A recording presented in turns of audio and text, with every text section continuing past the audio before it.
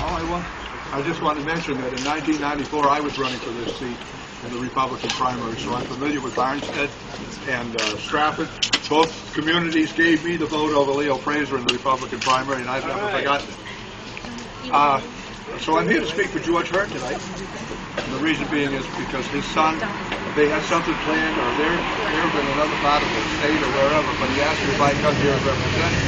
I tell you why I'm supporting him for the District 4 State Senate seat. George has experience in the House. He was there for 2 terms in the late 90s. In fact, I was leaving, he was coming in.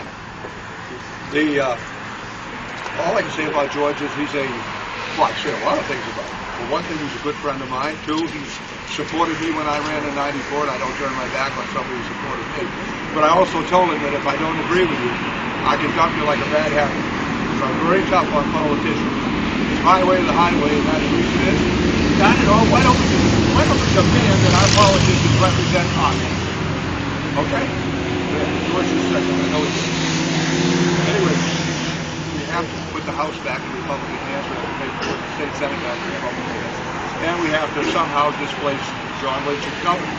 They're all bad for the state of New Hampshire, so you have to vote for people in the primaries who are ready to go on day 1. So George Hurt is ready. George has served on several committees.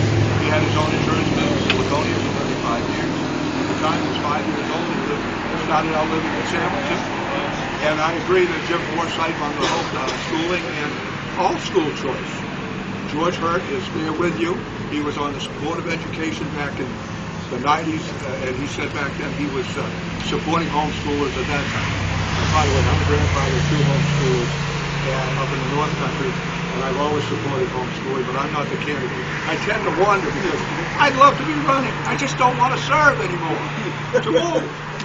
Plus I have a radio program and a column where I can take care of business. Still get my way. Anyway, about George Hurt, so it turned into me running. I may dump him and run after him.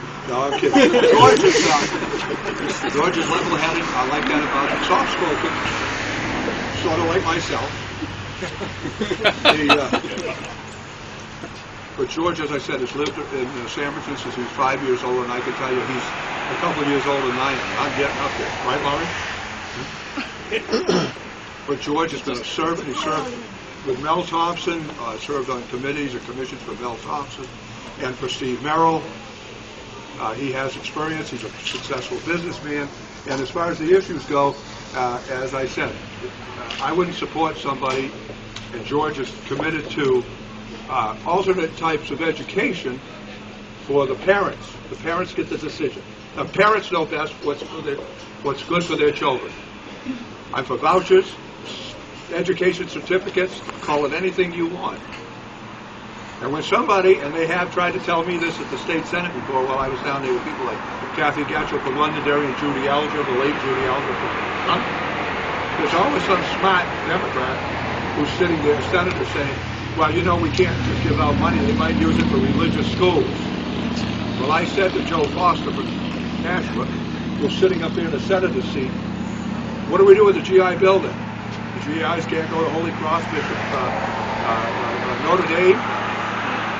They can't. Well, they don't tell me the grades, the school kids can't. It's parents' right. George will fight for that right.